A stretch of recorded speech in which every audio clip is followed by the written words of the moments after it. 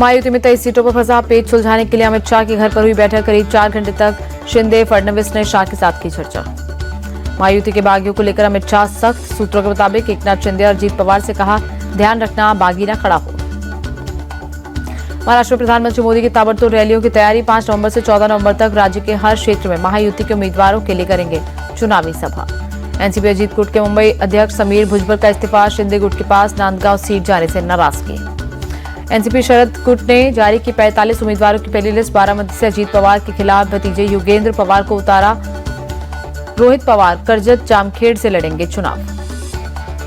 जयंत पाटिल को इस्लामपुर, जितेंद्र आव्हाड को मुंब्रा सीट से टिकट। कटोल से अनिल देशमुख उम्मीदवार। रोहिणी खड़से को मुक्तिनगर से उतारा। महाराष्ट्र विधानसभा चुनाव से पहले शरद पवार को बड़ा झटका। अजीत पवार को घड़ी चुनाव चिन्ह का इस्तेमाल करने से रोकने की मांग को सुप्रीम कोर्ट ने फिलहाल ठुकराया। अजीत पवार गुट को डिस्क्लेमर वाले आदेश का पालन करने का निर्देश। शीर्ष अदालत ने अजीत गुट से हलफनामा मांगा। इंडिया टीवी के चुनाव मंच में विरोधियों पर बरसे आदित्य ठाकरे। बोले, महाराष्ट्र में 2 साल से गंदी राजनीति चल रही है। चुनाव मंच में आदित्य ठाकरे के निशाने पर रहे मुख्यमंत्री एकनाथ शिंदे। बोले, उद्धव ठाकरे की वजह से शिंदे का करियर डरपोक थे, इसीलिए भाग गए। आदित्य ठाकरे बोले, शिंदे ने सीएम बनने के लिए पीठ में छुरा घोंपा, जिसके मान सम्मान और पद दिया, उसी को बुरे वक्त पे छोड़ दिया। महाराष्ट्र में महाविकास अघाड़ी की सरकार तय। कांग्रेस के साथ जाना लोकतंत्र। जो महाराष्ट्र हित की बात करेगा वो सीएम बनेगा। इंडिया टीवी के खास शो चुनाव मंच में बोले आदित्य ठाकरे। बीजेपी नेता नीतीश राणे बोले, मुसलमानों के खिलाफ कुछ भी गलत नहीं कहा। सच है कि मुसलमानों के बीच हिंदू सुरक्षित नहीं। इंडिया टीवी के चुनाव मंच पर नीतीश राणे का बड़ा बयान। बोले, सर्वधर्म समभाव हिंदू राष्ट्र में नहीं चलेगा। अपने सहयोगी अजीत पवार पर भी भड़के नीतीश राणे। बोले, जहां बात करना है कर ले, लेकिन हिंदुत्व के मुद्दे पर हम कोई समझौता नहीं करेंगे। केंद्रीय मंत्री और बीजेपी के सहयोगी रामदास अठावले बोले, महाविकास अघाड़ी की हार और महायुति की सरकार तय है। इंडिया टीवी के चुनाव मंच पर बोले अठावले, लोकसभा चुनाव में विपक्ष ने दुष्प्रचार किया, लेकिन महाराष्ट्र चुनाव में ये काम नहीं आने वाला।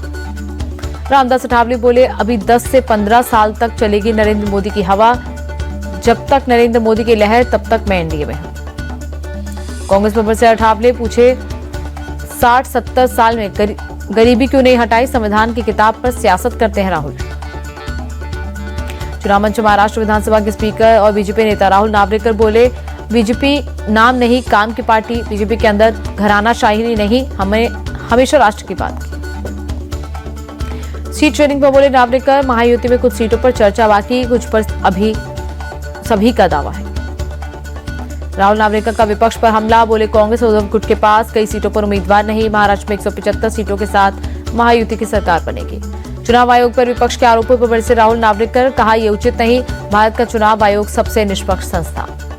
इंडिया टीवी के चुनाव मंच पर राज ठाकरे के सिप सालार बाला नांदगांवकर बोले, उद्धव ठाकरे ने राज ठाकरे के साथ विश्वासघात किया। जब धोखा मिला तो हमने साथ छोड़ा। पीएम मोदी को लेकर बोले बाला नांदगांवकर, एमएनएस ने हमेशा नरेंद्र मोदी का सपोर्ट किया। हमारी पार्टी चाहती थी कि मोदी जी प्रधानमंत्री बने।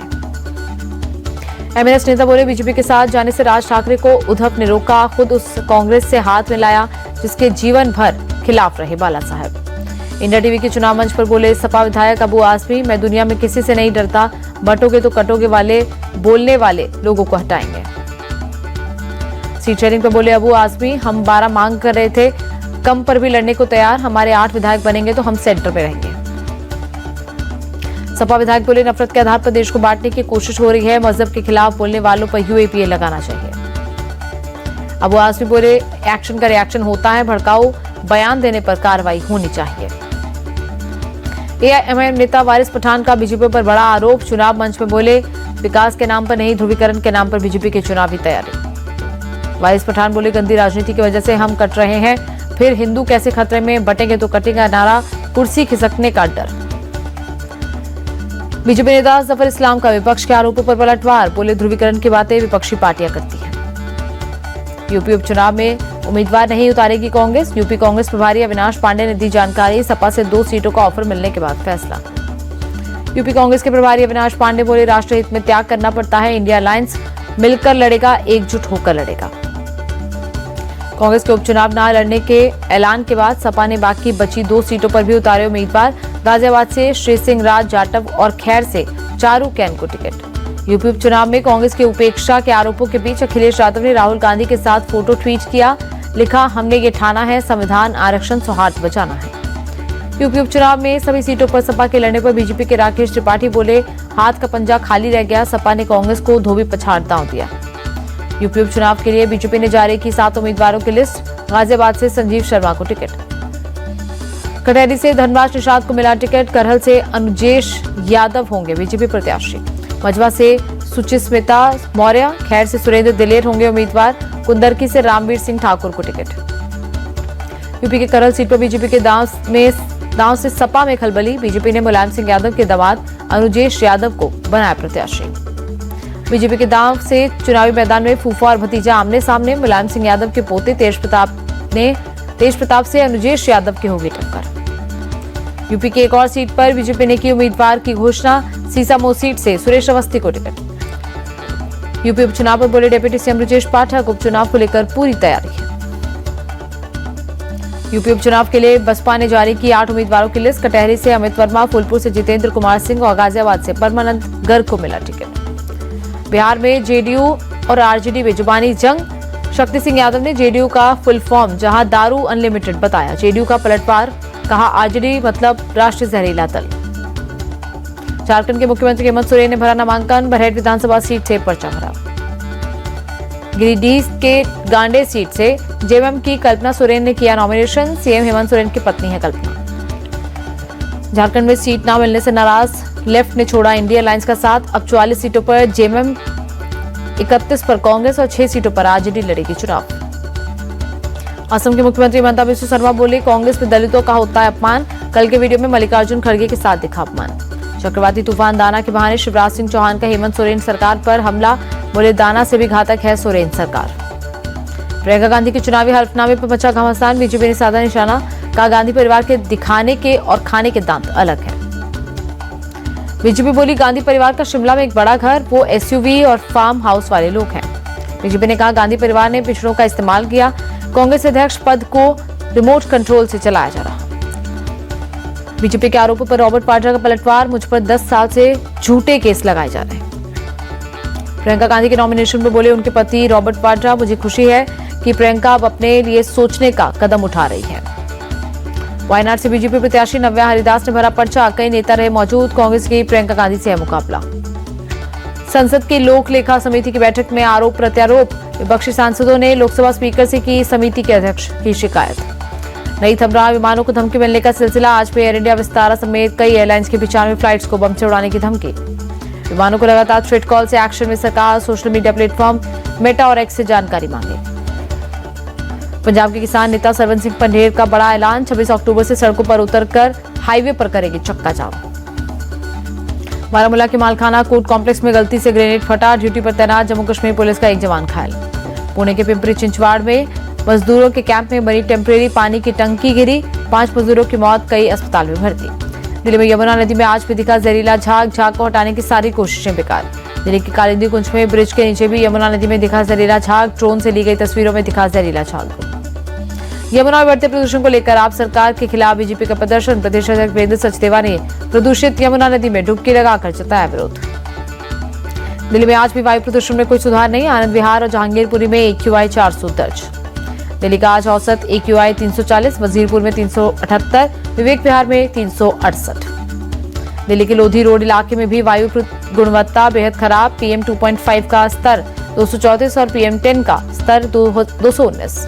दिल्ली के इंडिया गेट इलाके में प्रदूषण का स्तर खराब। आसमान में छाई धुंध, लोगों को सांस लेने में तकलीफ। दिल्ली में प्रदूषण कम करने के लिए पर्यावरण मंत्री गोपाल राय ने दफ्तरों के समय में बदलाव करने पर दिया जोर। समय बदलने से एक साथ ज्यादा से ज्यादा गाड़ियां सड़कों पर नहीं रहेंगी। दिल्ली में कृत्रिम बारिश के लिए गोपाल राय ने LG से किया अनुरोध। LG ने केंद्र सरकार से बात करने का दिया भरोसा। दिल्ली में प्रदूषण को लेकर बीजेपी नेता RP सिंह का आप पर निशाना। कहा, इस साल पंजाब में पराली जलाने के 1580 मामले। दिल्ली में खराब स्तर पर पहुंचा प्रदूषण कम करने के लिए कई जगहों पर किया जा रहा पानी का छिड़काव। गाजियाबाद में भी बहुत खराब श्रेणी में पहुंचा AQI। स्मॉग की परत से विजिबिलिटी हुई कम। पंजाब की पूर्व विधायक सत्कार कौर को बीजेपी ने पार्टी से निकाला। 6 साल के लिए किया निष्कासित। प्रधानमंत्री मोदी और स्पेन के पीएम पेड्रो सांचेज 28 अक्टूबर को जाएंगे वडोदरा। गुजरात के गृह मंत्री हर्ष सांघवी बोले, पीएम के दौरे की पूरी तैयारी। गिरिराज सिंह के बयान पर बोले कांग्रेस नेता भूपेश बघेल, मंत्री होते हुए भी वो यात्रा निकाल रहे हैं, क्या वो संविधान की शपथ के अनुरूप है? चंडीगढ़ में हरियाणा निवास में स्थानीय निकाय की बैठक की अध्यक्षता करने पहुंचे सीएम सैनी। जल्दी पूरा हो जाएगा राजौरी नौशेरा राजमार्ग, रास्ते में 9 पुल, 300 मीटर स्पैन ब्रिज और टनल से कनेक्टिविटी को बढ़ावा। वडोदरा की महिला हुई डिजिटल अरेस्ट की शिकार, पहली बार लाइव वीडियो सामने आया। 4 घंटे तक महिला को इसी के घर में हाउस अरेस्ट कर किया टॉर्चर। 4 मिनट के वीडियो में फर्जी पुलिस अधिकारी की तस्वीर भी सामने आई। 4 मिनट के दौरान ही महिला से 1 लाख रुपए ठगे गए। महाराष्ट्र के पुणे में पानी की टंकी ढही, हादसे में 3 मजदूरों की मौत, 7 घायल। बेंगलुरु के होरामवू आगरा इलाके में हादसे वाली जगह पर पहुंचे सीएम सिद्धरामैया, राहत बचाव कार्य का किया जायजा। सीएम सिद्धरामैया ने मृतकों के परिजनों को 5-5 लाख रुपए मुआवजे का ऐलान किया। घायलों को भी चोट के आधार पर मिलेगा मुआवजा। बाबा सिद्दीकी मर्डर केस में आरोपी अमित हिसाम सिंह कुमार को कोर्ट ने 4 नवंबर तक पुलिस हिरासत में भेजा। पूछताछ में अमित ने हत्या की साजिश के बारे में पूरी जानकारी होने की बात कबूली। राजस्थान के भरतपुर के मेवात में 6 माह में 70% घटे साइबर ठग। भरतपुर पुलिस ने एक्टिव लोकेशन के इंटरसेप्ट की जारी की तस्वीर। नागपुर में विधानसभा चुनाव के लिए लगे आचार संहिता के बीच कार्रवाई, एक शख्स के बाइक के डिग्गी से पुलिस ने जब्त किए 7 लाख रुपए। गुरु पुष्य नक्षत्र पर जयपुर के मोती डुंगरी गणेश मंदिर में भगवान गणेश का हुआ विशेष अभिषेक, बड़ी संख्या में शामिल हुए लोग। दिवाली की बातें, बाजारों में चहल पहल शुरू। गुवाहाटी में रंग बिरंगे मिट्टी के बर्तनों और दियों से सजे बाजार। आज रात उड़ीसा के तट से टकराएगा चक्रवाती तूफान, धामरा और भीतर कनिका के बीच होगा लैंडफॉल। लैंडफॉल के समय 100 से 120 किलोमीटर प्रति घंटे की रफ्तार से बहेंगी हवाएं, समंदर में सामान्य से 2 मीटर ऊंचे उठेगी लहरें। उड़ीसा और बंगाल समेत 5 राज्यों में तूफान दाना को लेकर हाई अलर्ट, एनडीआरएफ की 56 टीमें तैनात। तूफान दाना के खतरे को देखते हुए 200 से ज्यादा ट्रेनें रद्द, फ्लाइट सेवा पर भी असर। उड़ीसा के 14 जिलों में 10 लाख लोगों को सुरक्षित जगह पर पहुंचाया गया।